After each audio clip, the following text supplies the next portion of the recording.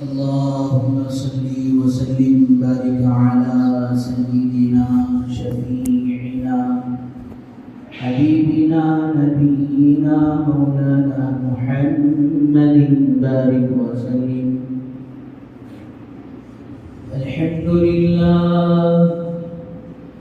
الحمد لله نحمده ونستعينه ونستغفره ونؤمن به ونتوكل عليه ونعوذ بالله من شرور أنفسنا ومن سيئات أعمالنا. من يهده الله فلا مضل له ومن يضلله فلا هادي له. ونشهد أن لا إله إلا الله وحده لا شريك له. ونشهد أن سيدنا وسندنا مولانا محمدا عبده ورسوله. أما بعد فأعوذ بالله من الشيطان الرجيم. بسم الله الرحمن الرحيم. إن الصلاة تنهى عن الفحشاء والمنكر ولذكر الله أكبر. وقال رسول الله صلى الله عليه وسلم: من أحسن وضوعهن وصلاهن وركوعهن وخشوعهن كان له على الله عهد أن يغفر له، ومن لم يفعل فليس له على الله عهد إن شاء غفر له وإن شاء عذبه، أو كما قال عليه الصلاة والسلام: رب اشرح لي صدري ويسر لي أمري واحلل عقدة من لساني يفقهوا قولي. اللهم صل على سيدنا محمد وعلى آل سيدنا محمد بارك وسلم في كلام أولنا. اللهم صل على سيدنا محمد وعلى آل سيدنا محمد بارك وسلم في أوسط كلامنا. اللهم صل على سيدنا محمد وعلى آل سيدنا محمد بارك وسلم في آخر كلامنا. बुजुर्गान मोहतरम व मुअज़्ज़ज़ सामीन किराम, अल्लाह जल्ले जलालुहु व अम्मा वालुहु का एहसान करम फजल हुआ कि अल्लाह तबारक व तआला ने हम सबको अपने घर तक आने की तौफीक नसीब फरमाई और कुछ दीन की बातें कहने और सुनने की तौफीक व सआदत नसीब फरमाई। दरूद व सलाम नाज़िल हो आक़ाए मदनी ताजदार मदीना अहमद मुजतबा मुहम्मद मुस्तफ़ा वजह कायनात मुहसिन इंसानियत कारी कमले वाले आका मुहम्मद अरबी सल्लल्लाहु अलैहि वसल्लम के ज़ात आली पर। मुहतरम सामीन किराम, गुज़िश्ता जुमा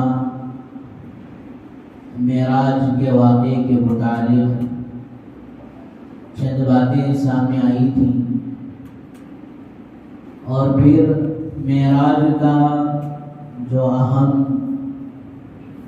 और फिर पुरनुज़ अल्लाह की तरफ से एक बहुत ही बड़ा तोहफ़ा अल्लाह ताला ने जो इस उम्मत को अता किया था वो नमाज का तोहफ़ा था। आज भी इन्हीं दो बातों के मुतालिक चंद बातें अर्ज की जाएंगी। दुआ फरमाएं اللہ تبارک و تعالی ہم سب کو صحیح معنوں میں دین کو سمجھنے کی اور پھر اپنی زندگی دین پر لانے کی اور پھر موت کے آخری دم تک دین پر استقامت سے جمے رہنے کی توفیق و سعادت نصیب فرمائے۔ بزرگان محترم، حضرات علماء نے لکھا ہے کہ سرکار دو عالم صلی اللہ علیہ وسلم جب مکہ المکرمہ سے حتیم سے براق کے ذریعے بیت المقدس گئے اور پھر وہاں حضرات انبیاء علیہ السلام کی امامت فرمائی اور پھر وہاں سے آپ ساتوں آسمان اور پھر اس سے بھی آگے اللہ کے عرش تک، جہاں تک حضرت جبرائیل علیہ السلام کی بھی پہنچ نہیں ہو سکتی، وہاں تک آپ پہنچے، اللہ سے ہم کلام ہوئے اور پھر آپ واپس اسی رات دوبارہ دار ارقم حضرت ام ہانی رضی اللہ عنہ کے مکان پر پہنچ گئے۔ علماء نے لکھا ہے کہ گھر کے دروازے کی جو کنڈی تھی، جو لاک تھا، وہ بھی ہل رہا تھا اور پھر آپ صلی اللہ علیہ وسلم جس بستر پر آرام فرما رہے تھے اس بستر کی گرمی بھی ابھی باقی تھی۔ اتنا لمبا چوڑا سفر اور پھر راتوں رات پورا ہو جائے تو حضرات علماء نے اس کی حکمت لکھی کہ اللہ تبارک و تعالیٰ نے اس دنیا کو جو بنایا ہے وہ آپ کے سرکار دو عالم صلی اللہ علیہ وسلم کے صدقے میں بنایا ہے۔ اگر آپ کو پیدا کرنا مقصود نہ ہوتا تو نہ تو یہ زمین ہوتی، نہ آسمان ہوتا، نہ چاند و سورج ہوتا، نہ دن و رات ہوتے، نہ اور کچھ ہوتا۔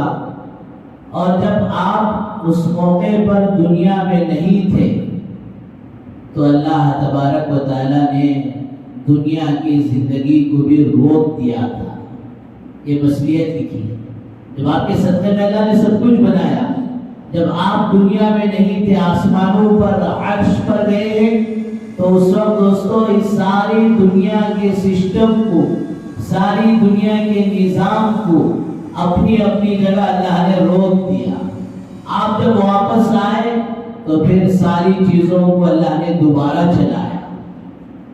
تو بزرگوں دوستو، یہاں اس بات کی عبرت اور پھر ہمیں اس بات کا یہ سبق ملتا ہے کہ جب اللہ کے نبی صلی اللہ علیہ وسلم اس روئے زمین میں نہیں تھے تو سارا سسٹم رک چکا تھا۔ فرمایا اسی طرح آج بھی جب آپ کی زندگی، آپ کی حیات مبارکہ، آپ کی سیرت مبارکہ، آپ کے اخلاق، آپ کی سنتیں، فرمایا جب زندگیوں میں نہیں ہوگی تو فرمایا زندگی بھی جام ہو جائے گی۔ جب آپ نہیں تھے تو ساری چیزیں اپنی جگہ رک چکی تھی۔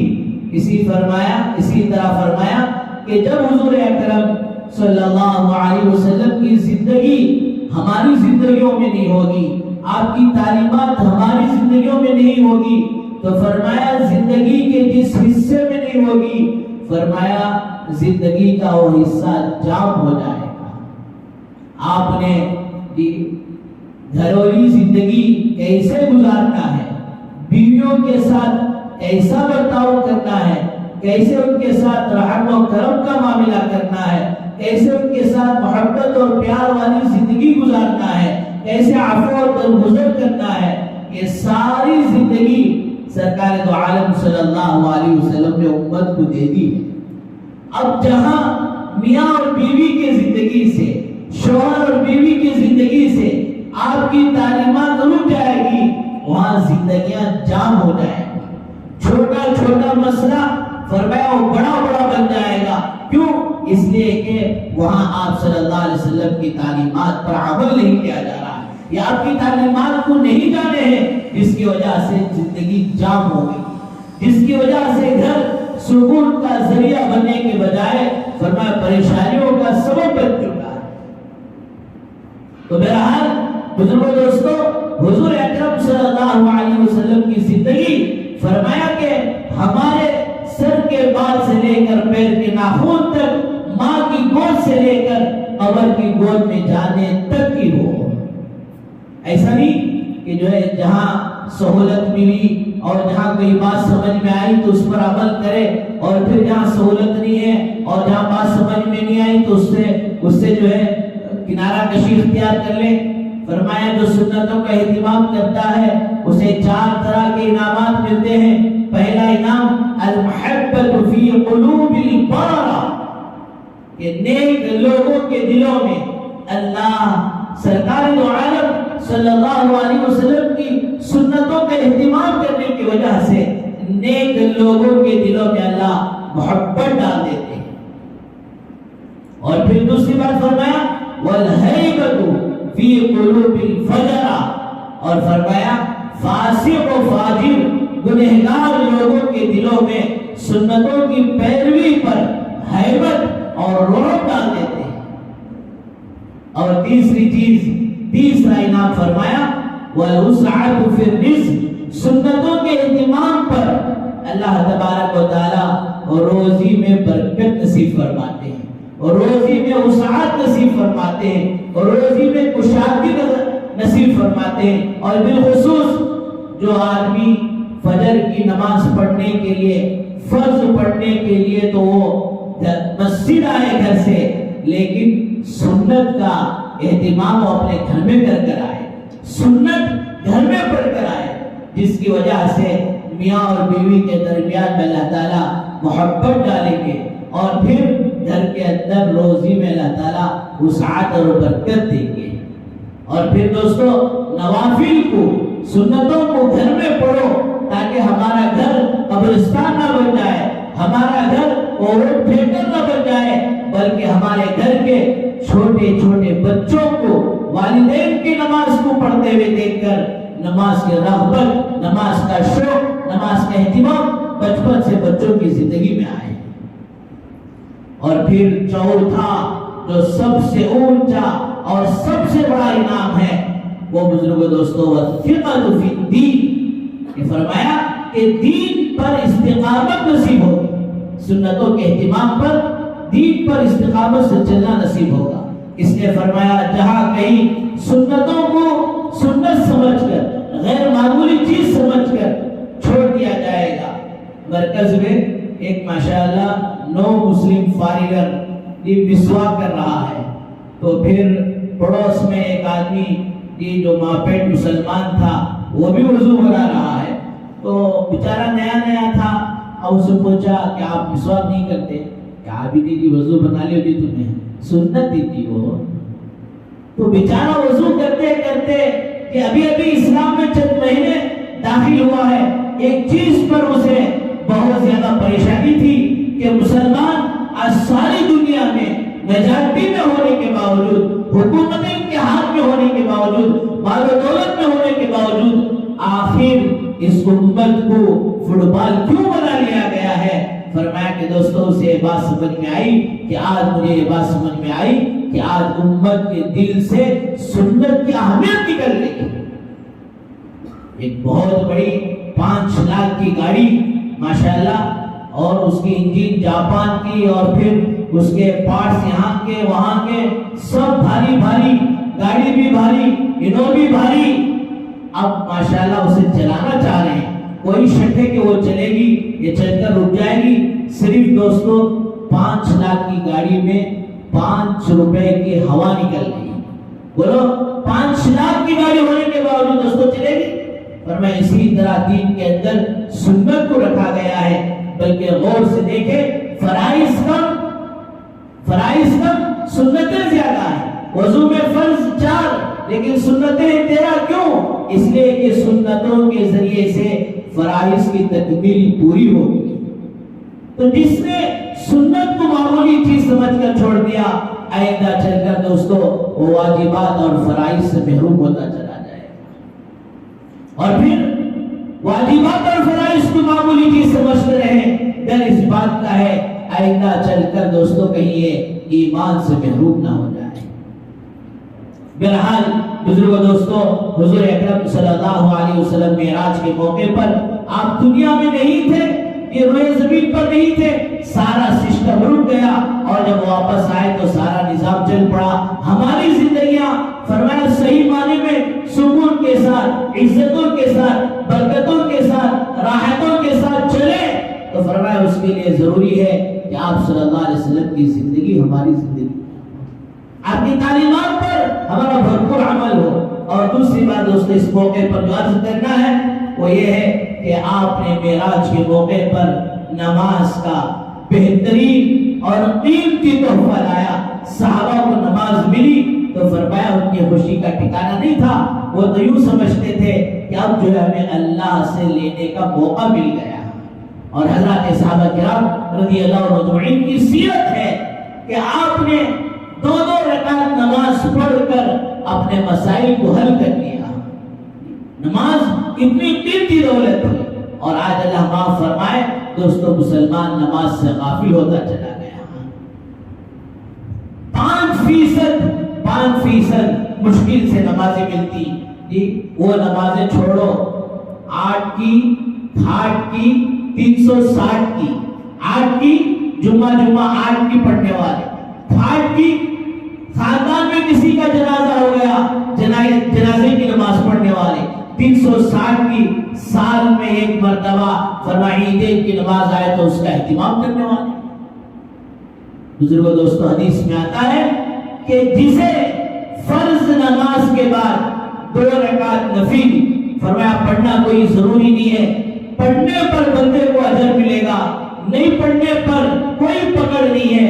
فرمایا سنت ابھی نہیں پڑھا ہے، ابھی واجب کی بات نہیں، فرض کی بات نہیں، فرمایا 2 رکعت نفل نماز کی اگر کسی کو توفیق ہو گئی، خدا کی قسم 7 زمین اور 7 آسمان کی سلطنت، حکومت، دولت، مال سب کچھ ہو، فرمایا اس سے کہیں زیادہ یہ 2 رکعت نفل کا اجر و ثواب ہے۔ کیوں؟ یہ 2 رکعت نفل میرے بزرگوں ہمیشہ کے لیے ہمارے نام اعمال میں، ہماری زندگی میں رہ جائے گی، اور پھر یہ 7 زمین کی سلطنتیں فرمایا ایک دن ختم ہو کر فنا ہو جائے، جبکہ سنت کا درجہ اس سے بڑا، واجب کا درجہ سنت سے بڑا، اور پھر فرض کا درجہ دوستو وہ واجب سے بڑا۔ اور فرمایا نماز ایک ایسی عبادت ہے کہ فرمایا جس میں کبھی کسی کو کسی موقع پر دوستو معاف نہیں ہو سکتی۔ اس لیے بزرگوں دوستو شب معراج کا واقعہ سن کر تالوں کی لذت لینا نہیں ہے، بلکہ اس موقع پر اللہ نے جو قیمتی تحفہ دیا ہے فرمایا اس تحفے کی حفاظت کرنا۔ حافظوا علی الصلوات والصلاۃ الوسطی، اللہ کہتے ہیں کہ نمازوں کی حفاظت کرو۔ آج ہر کسی کو اپنی صحت کا، اپنے مال کا، اپنے بینک بیلنس کا حفاظت کا تو بڑا ہے، لیکن اللہ کا اتنا اہم اور اتنا اونچا بڑا فریضہ نماز سے اللہ معاف فرمائے امت غافل ہے۔ اور پھر ایک نماز میں اللہ تعالیٰ نے مصلحتیں رکھ کر بتا دی۔ فجر کی نماز اللہ تبارک و تعالیٰ نے رکھا۔ حضرت شیخ زکریا صاحب کاندھلوی رحمۃ اللہ علیہ فرماتے ہیں کہ دیکھو اللہ تعالیٰ نے مسلمانوں کی جان و مال کو جنت کے بدلے میں خرید لیا ہے، اور پھر خریدی ہوئی چیز میں دوستو پورا اختیار ہوتا ہے۔ اللہ چاہتے تو دوستو رات کے 2 بجے بھی کوئی جو ہے نماز رکھ دیتے ہیں، لیکن اللہ کہتے میرے بندے تیرا مقصد زندگی تو میری بندگی ہے، لیکن تیرے ساتھ میں نے ضروریات بھی لگایا ہے، اس لیے میں ضروریات کو پورا کرنے کے لیے بھی تجھے پورا موقع دیتا ہوں۔ تو دن کا تھکا مانتا رات کو سونا چاہتا ہے، عشاء پڑھ کر سو جا، لیکن فجر قضا نہ کرنا، فجر نہ چھوڑنا۔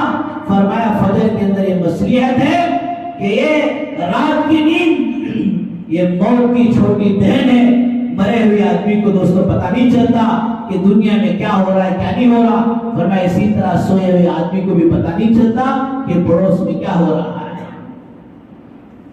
اللہ نے تجھے اب دوبارہ زندگی دی ہے، اگر اللہ چاہتا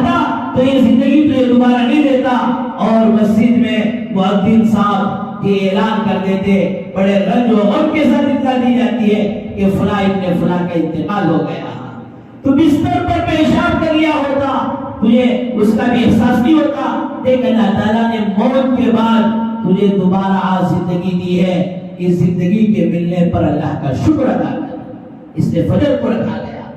اور ظہر فرمایا کہ سورج بڑی آب و تاب کے ساتھ، بڑے جوش کے ساتھ نکلا تھا، اب اسے کوئی آنکھ ملا کر دیکھنے کی ہمت اور طاقت نہیں رکھتا تھا۔ اب وہ ظہر کا وقت ایسا ہوتا ہے، زوال کا وقت ایسا ہوتا ہے، وہ ڈھلنا شروع ہوتا ہے۔ فرمایا اللہ تعالیٰ ظہر کی نماز کو رکھتے ہوئے بتاتے ہیں کہ تیری زندگی آہستہ آہستہ ڈھل رہی ہے، وہ زندگی کے ختم سے پہلے تو اللہ کے حضور میں یہ شکریہ ادا کر ظہر ادا کر لے۔ اور عصر کی نماز کے وقت یہ اب سورج پیلا ہونا شروع ہو جاتا ہے، اللہ کہتے ہیں کہ دیکھ تیری زندگی کے اندر بھی ایک دن جوانی سے بڑھاپا آ جائے گا، جوانی میں عبادت کر لے تاکہ تو جب عصر میں قبر میں پہنچے گا اس وقت میں تجھے یاد کر لوں۔ اور پھر مغرب دوستو یہ صاف کہتی ہے جس طرح آج زندگی کا جس طرح آج یہ سورج ڈوب گیا، اسی طرح بہت جلد تیری زندگی میں ایک دن وہ آئے گا کہ تیری زندگی کا سورج بھی ڈوب جائے گا۔ فرق اتنا ہے آج کا 4 مارچ 2022 کا سورج ڈوب کر پھر دوستو وہ 5 مارچ کا سورج بن کر دوبارہ جو ہے وہ نکلے گا، لیکن یاد رکھ میرے بندے تیری زندگی کا سورج جب ایک مرتبہ ڈوب جائے گا تو پھر دوبارہ طلوع نہیں ہوگا۔ اور عشاء کے وقت اللہ تعالیٰ نے یہ وصیت رکھی ہے کہ دیکھ عشاء کی نماز مت چھوڑنا، عشاء کی نماز پڑھ کر سو۔ وہی پہلی بات تو تیری نیند یہ موت کی بہن ہے، گویا تجھ پر ایک چھوٹی سی موت آ جاتی ہے، اگر تیرا اس حال میں انتقال ہوا، اگر تو عشاء پڑھ کر سویا ہے، اگر انتقال ہو جائے تو بخشایا ہے، تیرا خاتمہ نماز کے وقت تو نے سویا ہے تو تیرا خاتمہ کلمے کے ساتھ بھی کرنا ہوگا۔ اس لیے حدیث میں آتا ہے کہ جب آدمی پہلی صف کا پابند ہو جائے، تکبیر اولیٰ کا پابند ہو جائے، موت کے وقت فرشتے آتے ہیں اور شیطان کو وہاں سے مار کر بھگاتے ہیں، اور پھر شیطانوں کو بھگا کر خود اس نمازی کو اور پہلی صف کے اہتمام کرنے والے کو کلمہ فرشتے خود یاد دلاتے ہیں، بلکہ فرشتے کلمہ پڑھا کر دوستو اس کی روح لیتے ہیں۔ بہرحال بزرگو دوستو نماز یہ بہت ہی اہم فریضہ ہے۔ حدیث میں صاف بات ہے کہ اسلام میں نماز کا درجہ ایسا ہی ہے جیسا کہ بدن میں سر کا درجہ ہے، بغیر کان کے، بغیر آنکھ کے، بغیر ہاتھ کے، بغیر پیر کے انسان دوڑ سکتا ہے، لیکن بغیر سر کے انسان خدا نہ خواستہ بائی چانس کوئی آ گیا، مسجد کچھ آ گیا، ہاتھا ہلالے کو بغیر سر کے آدمی بیٹھیں گے بھاگ جائیں گے۔ جس طرح بغیر سر کے انسان کا تصور نہیں دوستو، اسی طرح بغیر نماز کے مسلمان کا تصور نہیں۔ اس لیے بزرگ دوستو معراج کا یہ قیمتی تحفہ نماز کو اپنے پلے سے باندھ لے کہ کسی بھی حال میں ایمان والے کی نماز نہ چھوٹے، نہ بیماری میں، نہ صحت میں، نہ سفر میں، نہ حضر میں، نہ خوشی میں، نہ غم میں۔ حدیث میں آتا ہے من احسن وضوءہن، جو اچھی طرح سے وضو کرے، وصلاہن، اور نماز کو اچھی طرح سے پڑھے، ورکوعہن وخشوعہن، اس کے رکوع کو، اس کے خشوع و خضوع کو اچھی طرح ادا کرے۔ اللہ کہتے ہیں اللہ تعالیٰ فرماتے ہیں کان لہ علی اللہ عہد، اللہ کا عہد ہے، اللہ کا اگریمنٹ ہے ان یغفر لہ، کہ اللہ پاک اس کی مغفرت کریں گے۔ اور وہی فرمایا ومن لم یفعل فلیس لہ علی اللہ عہد، اور اگر کوئی 5 وقت نمازوں کا اہتمام نہیں کر رہا، اللہ تعالیٰ کی اس کی کوئی ذمہ داری نہیں، چاہے تو اللہ اور کسی عمل کی وجہ سے معاف کرے تو معاف کرے، یا تو پھر اسے عذاب میں مبتلا کرے۔ بہرحال بزرگ دوستو نمازوں کو جاندار، اور پھر فرمایا نمازوں کے اندر خشوع و خضوع پیدا کریں۔ سرکار دو عالم صلی اللہ علیہ وسلم کا ارشاد ہے الصلاۃ قرۃ عینی، نماز میری آنکھوں کی ٹھنڈک ہے۔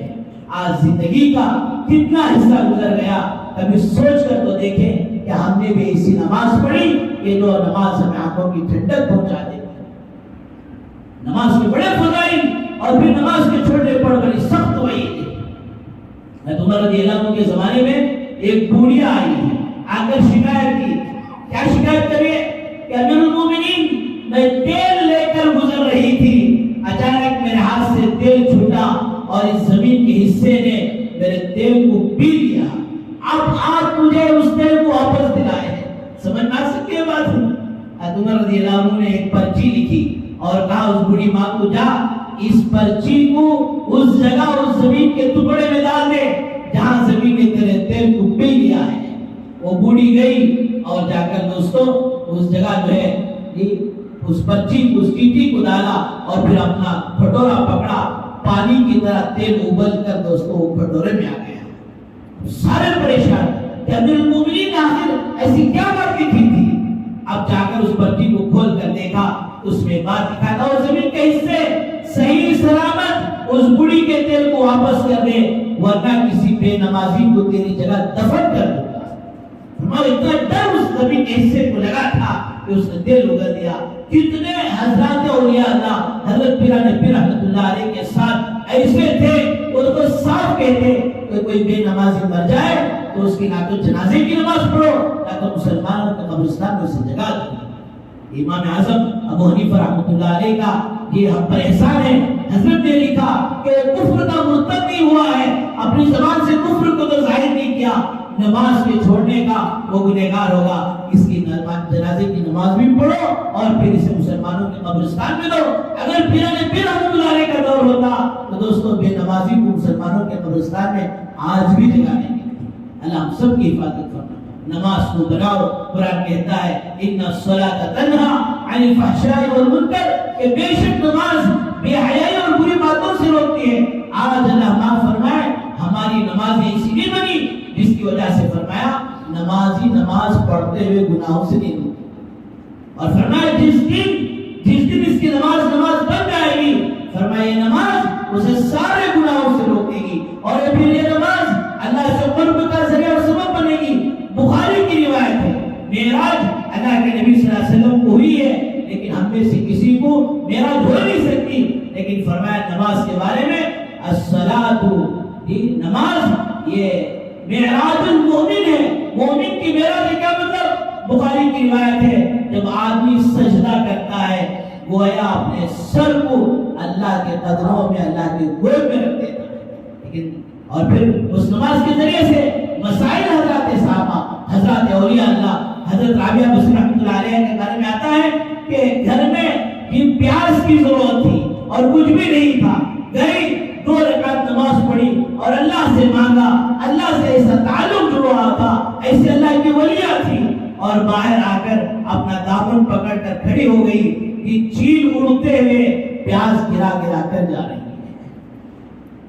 نمازیں ایسی بنی تھی، آج اللہ معاف فرمائے ہماری نمازیں بوڑھی ہو چکی ہیں، کیوڑی ہو چکی ہیں، ہمیں پتہ ہی نہیں کہ امام نے پہلی رکعت میں کیا پڑھا اور دوسری رکعت میں کیا پڑھا، اور 4 رکعت پڑھتے ہوئے کنفیوز ہیں کہ تیسری رکعت میں اور چوتھی رکعت میں۔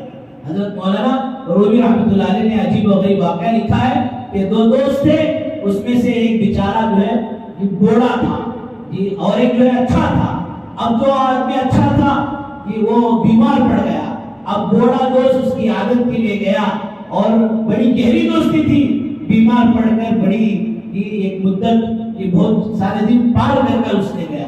اب جا کر جو ہے مریض کے پاس بیٹھ کر جو سوالات کرتے ہیں وہ سوالات پہلے ہی ذہن میں لا لیا اور جا کر جو ہے ہنستے ہنستے، شادی کے موقع پر خوشی ملتے ہیں اور جنازے کے موقع پر یہ چہرے پر غم ہوتا ہے، ان کے غم میں گویا ہم بھی شریک ہو رہے ہیں۔ اسی طرح بیماری کا موقع ہے، ہنستے ہنستے گزرانے با کیسا رہے، انہیں سوچا ہے ماٹھی ملا، میری بیماری کا دوست حق ادا نہیں کر رہا، ذرا بھی اس پر کوئی اثر اور غم نہیں ہے، اور اتنے دنوں کے بعد آیا ہنستے ہنستے گزرا کیسا رہے با، غصے میں آ کر بولا مرلے کو اچھا ایسا چلو۔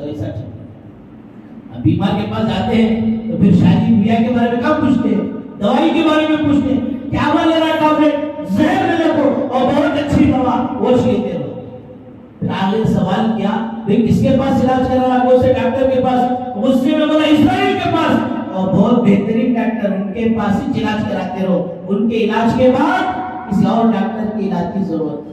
تو دوستو یہ اصل میں کوئی ہنسی مذاق کا نہیں۔ حضرت مولانا رحمۃ اللہ علیہ اس کے نیچے لکھتے ہیں کہ اس بہنے نے جس طرح سوچ کر گیا تھا اس طرح جواب دے دیا۔ اللہ معاف فرمائے، آج امت کی نمازیں بھی بہری ہو چکی ہیں کہ نمازوں کے اندر جان نہیں۔ فرمایا دوستو جس دن نمازوں کے اندر جان آ جائے گی، نمازیں پڑھ کر ہاتھیں اٹھائیں تو پھر اللہ کی طرف سے فیصلے ہوں گے۔ اللہ تعالیٰ سے دعا فرمائے اللہ تعالیٰ معراج کے موقع پر جو قیمتی اور عظیم الشان کا تحفہ دیا ہے اس پر ساری زندگی ہمیں بھرپور عمل کرتے رہنے کی توفیق و سعادت نصیب فرمائے۔ وآخر دعوانا الحمدللہ رب العالمین۔ جو حضرات سنت نے پڑھی